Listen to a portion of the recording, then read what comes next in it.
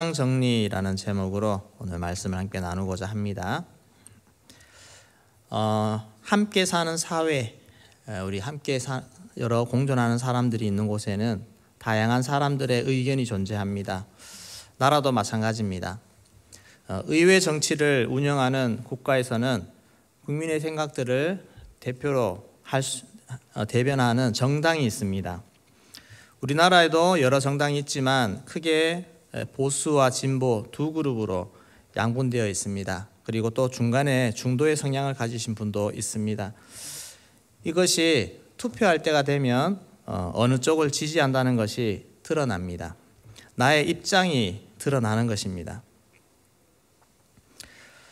나는 어떤 이유로 이쪽 보수 정당에 또는 진보 정당에 그렇게 나의 입장을 가지고 서 있는 것일까? 어떤 이유가 있습니까? 골수 추종자들을 제외하면 대체적으로 나에게 어디가 더 유리한가? 그것을 많이 볼 것이 아니겠습니까? 어느 쪽이 나에게 나의 사업에, 나의 생업에 더 유리한가? 이것을 많이 볼 것입니다. 기업이나 사업주라면 사업주에게 유리한 정당이 있고 노동자 입장에서 더 유리한 정당이 있습니다. 집주인에게 유리한 쪽이 있으면 세입자에게 유리한 쪽도 있습니다. 탈원전을 계속하면 더 유리한 사람들도 분명히 있지 않겠습니까? 태양광 사업을 하시는 분이라든지 등등 이런 서로가 어느 쪽이 더 좋고 또 불리하고 이런 쪽이 있습니다. 이런 이유로 세상 사람들은 나는 어디를 지지합니다. 입장 표명을 합니다. 그럼 우리 하나님의 자녀들은 무엇을 기준으로 입장 정리를 해야 하겠습니까? 하나님의 말씀입니다. 하나님의 말씀이, 말씀의 원칙, 말씀의 기준이 그 안에서 내가 서서 결정을 해야 되는 것입니다. 이 말씀의 원칙을 양보해서는 안 됩니다. 또한 하나님의 자녀는 세상을 대할 때, 세상을 바라보는 때에도 뚜렷한 정체성을 가지고 있어야 됩니다. 나는 누구며, 나는 누구를 위해서 무엇을 해야 할 것인가, 또 누구를 조심해야 될 것인가, 내 인생의 적은 누구인가, 누구와 싸워야 되는 것인가, 이런 것들에 대한 정리가 분명히 되어 있어야 되는 것입니다. 오래전 베트남 전쟁에서 베트남이 서로 북베트남과 남베트남이 전쟁을 벌였습니다. 그때 미군이 함께 참전하게 되는데 막강한 화력을 가지고 쉽게 이길 줄로 생각했습니다. 그런데 결국 철수하고 말았습니다. 미군이 철수하자 북베트남은 남베트남을 쉽게 점령해 버렸습니다. 그래서 사회주의 국가가 되어 버렸습니다. 이렇게 된 이유가 무엇이겠습니까? 남베트남 사람들이 입장이 모호했기 때문입니다. 무엇이 좋은 것인지 잘 구분이 되지 않고 어디에 분명히 서야 되는지 그것을 잘 몰랐기 때문에 싸울 힘이 없는 것입니다. 저 사람과 왜 싸워야 돼? 그렇게 되는 겁니다. 가나안 땅을 향해서 정복하러 들어가는 이스라엘 백성들이 승리할 수 있었던 비결은 입장이 확실했기 때문에 그렇습니다. 입장 정리가 확실하게 되어 있는 것입니다. 이스라엘의 적이 누구인가? 내가 무엇을 위해 싸워야 되는가? 어떻게 싸워야 되는가? 여기에 대한 확실한 정리가 되어 있었습니다. 그렇다면 이스라엘 백성들의 적은 누구입니까? 가나안 사람입니까? 정확하게 말하면 가나안에 살고 있는 사람들이 아니라 가나안에 있는 우상 숭배 문화입니다. 타락한 죄악의 문화입니다. 구약이나 신약이나 똑같습니다. 구약에서는 하나님이 참 무지막지하게 자비도 없이 사람들을 진멸시키고 다 그런 전쟁을 하라고 하셨는가? 하나님 너무하신 거 아니냐? 그렇게 말씀하시는 분이 참 많은데 아닙니다. 구약이나 신약이나 하나님은 동일하십니다. 우리의 싸움은 사람과의 싸움이 아닙니다. 영적 전쟁입니다. 그럼 왜 구약에서는 그렇게 가나안 사람들을 무자비하게 다 죽이도록 하셨습니까? 사람들의 가치관 바꾸는 것이 너무 힘들기 때문에 그렇습니다. 우상 숭배의 가치관, 우상 숭배의 문화, 타락한 죄의 문화에 물들어 있는 그 사람들을 가서 말씀으로 바꾸고 사람을 변화시키는 것이 너무너무 힘들기 때문에 하나님은 그들의 모든 사람들을 다 없애버리라고 그렇게 하시는 것입니다. 이것은 사람 자체를 죽이라는 것이 아닙니다. 사람 자체가 악이라는 것이 아닙니다. 그런 생각을 갖고 그런 성향으로 문화로 살아가고 있는 그 사람들, 그 세계관, 가치관, 그것이 문제라는 것입니다. 라합과 같이 자기 종족의 신을 버리고 여호와 하나님을 선택하는 경우는 극히 드뭅니다. 극히 드문 일입니다. 그래서 무엇이 우리의 적이 되느냐? 사람 자체가 아닙니다. 생각입니다. 문화입니다. 가치관입니다. 하나님의 말씀을 떠난 생각들, 사상들. 그들이 쓰고 있는 생활 도구들, 거기도 다 그런 것이 담겨 있습니다. 집에 있는 장식품의 문양 하나 다 우상의 것이 있습니다. 조각상들, 그리고 있는 의복들, 모든 것들 속에 그런 우상을 섬기는 것들, 다 그런 것들이 들어가 있다는 것입니다. 그래서 다 불태우고 다 없애라는 것입니다. 어느 것 하나라도 탐내지 말라는 겁니다. 가나안을 정복해 들어가서 처음에 그 말씀대로 잘 싸웠습니다. 승리의 비결은 말씀대로 순종하는 것입니다. 하나님의 가치를 붙잡고 하나님의 말씀 앞에 온전히 헌신할 때 그들의 승리가 주어졌습니다. 근데 완전히 소탕하기가 너무 어려워서 가나안 사람들이 기어이 살아남았습니다. 살아남았는데 그들을 허용해 두고 옆에서 같이 지내기 시작했습니다. 세월이 흘러가면서 긴장감이 풀어집니다. 그러면서 어떻게 됩니까? 이 가나안의 문화에 점점 관심을 가지게 됩니다. 경계심이 풀어지고 볼 때 참 좋아 보입니다. 새로워 보입니다. 또 너무 노니까 재밌습니다. 저들이 사는 방식대로 살아보니까 너무 재밌는 겁니다. 또 저들이 입는 옷을 보니 우리가 입는 옷하고 너무 다르게 너무 예뻐 보이고 너무 좋아 보입니다. 그러니까 점점 그런 문화들이 스며들기 시작합니다.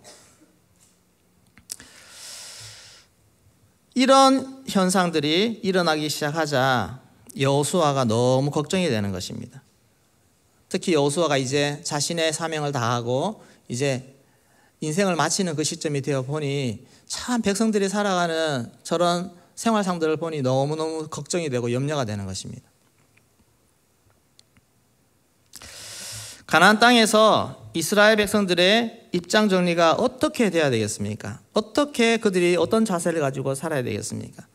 오직 여호와만 섬기는 그런 하나님의 백성이 되어야 그들에게 하나님 주시는 축복, 하나님이 주시는 보호하심, 형통케 하심, 이것들이 대를 이어서 이어갈 수가 있다는 것입니다. 무엇을 위해 살아야 되고 어떤 것을 지켜야 되는지 여기에 대해서 모호해져 버리면 그들의 하나님 주시는 축복들은 금방 사라지게 됩니다.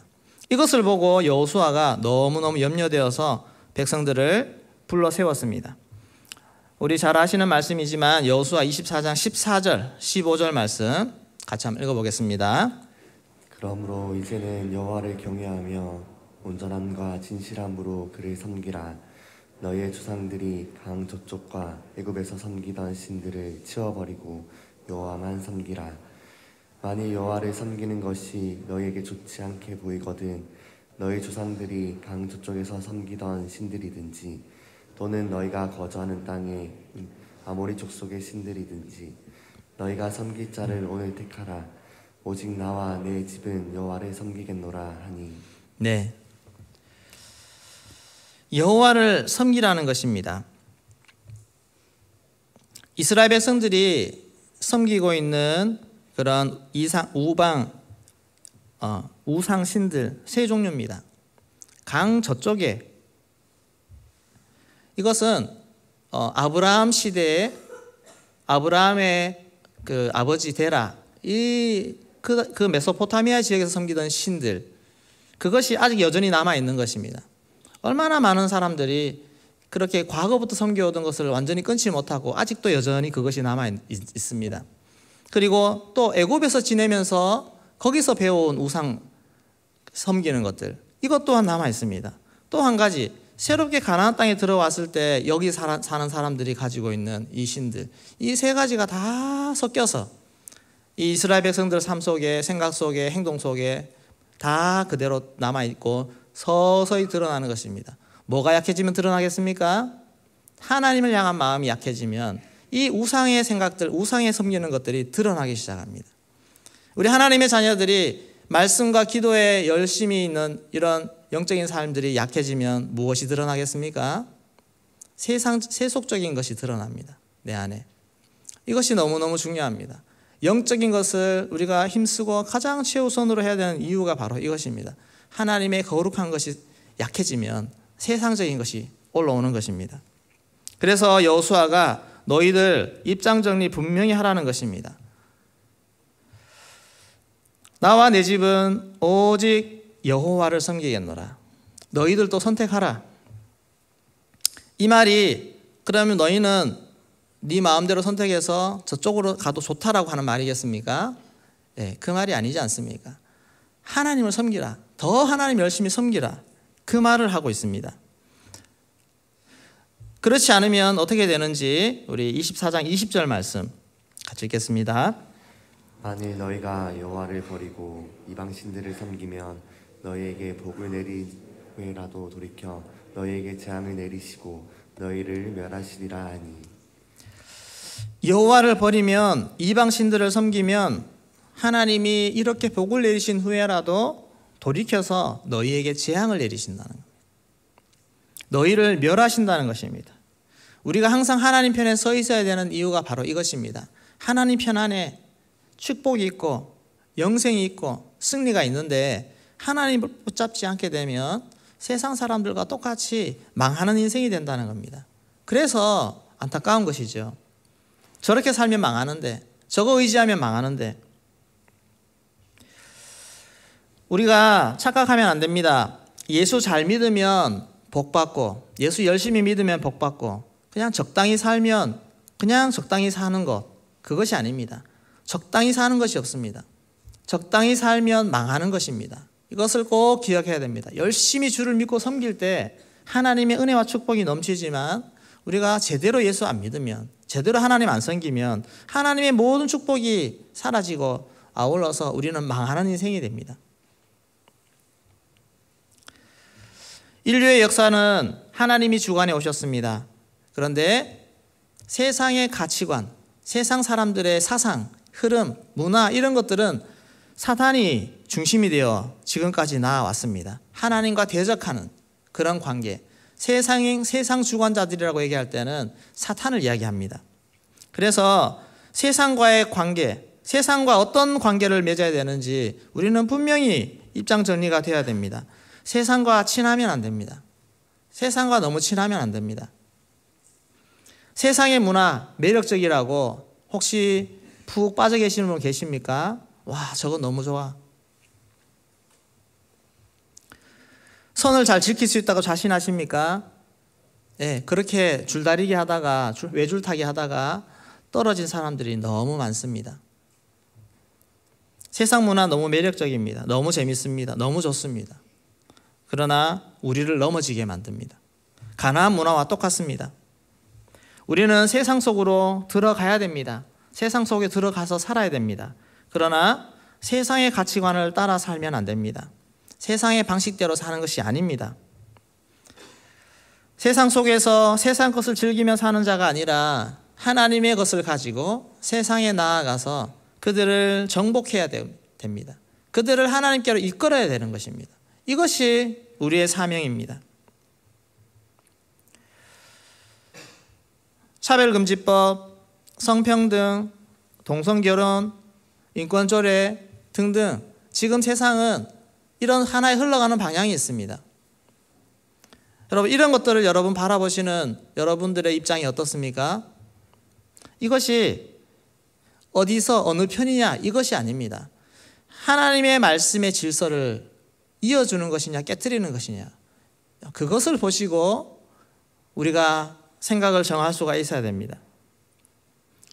이런 기본에, 이런 바탕에 있는 법들이 하나씩 하나씩 세워지고 이런 원리로 사람들을 통제하고 다스려 보십시오.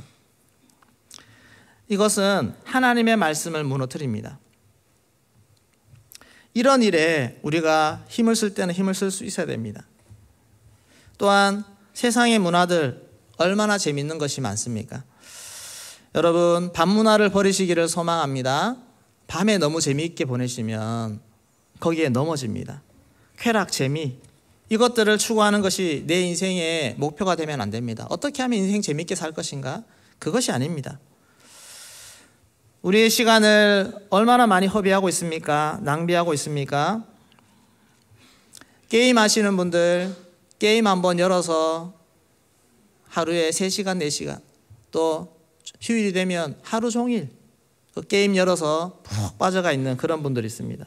우리 젊은이들 얼마나 많은 이런 데 시간을 빼앗깁니까? 인생이 그냥 새고 있습니다. 낭비되고 있습니다.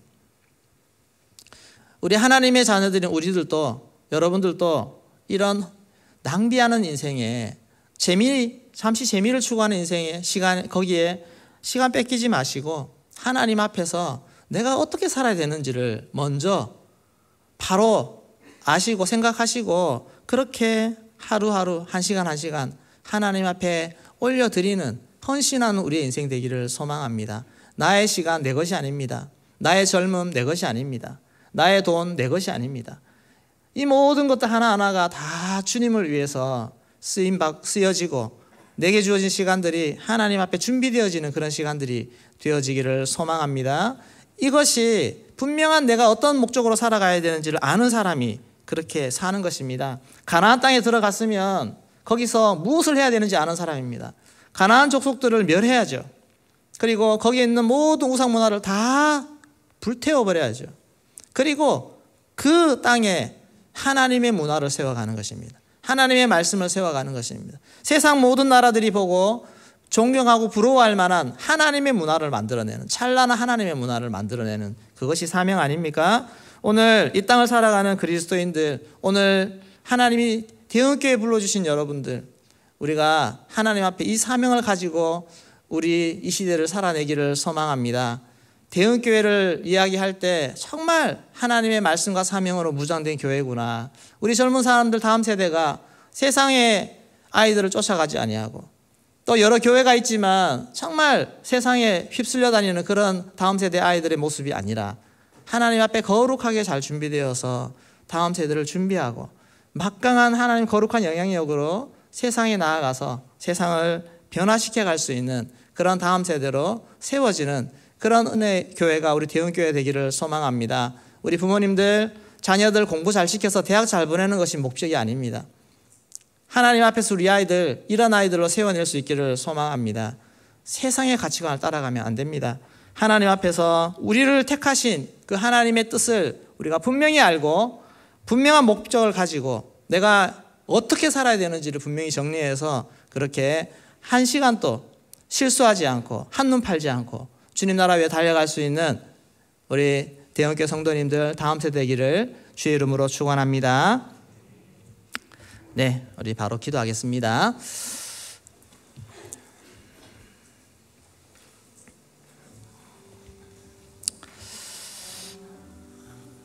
세상이 너무나 가까이 우리 앞에 와 있습니다. 죄 짓는 것도 너무 쉽습니다. 핸드폰을 통해서 우리는 어디든지 갈 수 있고 무엇이든지 볼 수 있는, 한순간에 무너질 수 있는 그런 시대에 있습니다.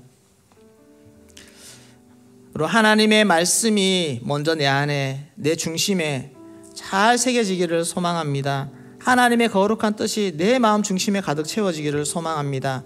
말씀과 기도를 통해서 우리가 이것을 지켜갈 수 있습니다. 세상의 문화 유혹이 너무 강하기 때문에 이스라엘 역사를 보더라도 얼마나 수없이 많이 무너졌습니까? 우리도 마찬가지입니다. 교회도 마찬가지입니다. 하나님 앞에 무너진 자들이 너무너무 많습니다. 하나님 아버지, 우리 대형교회는 그렇지 않기를 소망합니다. 하나님 아버지, 이 코로나로 어지러운 시대에도 이렇게 기존의 많은 시스템들이 무너지고 교회가 모이기가 어려워지는 이 시대에도, 예배가 무너지는 이 시대에도 우리 하나님 앞에 흔들리지 않고 우리 중심으로 하나님 앞에 더 깊이 나아갈 수 있는, 더 은혜로 나아갈 수 있는, 더 사명으로 나아갈 수 있는 우리가 되게 하여 주시옵소서. 하나님, 세상 앞에서 우리가 어떻게 살아야 되는지를 분명히 알게 하여 주시옵소서. 거룩한 하나님의 자녀가 되어지기를 소망합니다. 세상의 것을 추구하는 것이 아니라 하나님의 거룩함을 가지고 세상에 나아가서 세상을 변화시킬 수 있는 하나님의 거룩한 사람들이 되게 하여 주시옵소서. 은혜로 부어 주시옵소서. 오늘 또 이 시간 이렇게 나왔는데 하늘문이 열리게 하여 주시고 때우는 시간이 아니라 하나님을 깊이 차지하는 시간 되게 하여 주시옵소서. 우리 기도하겠습니다. 하나님 아버지,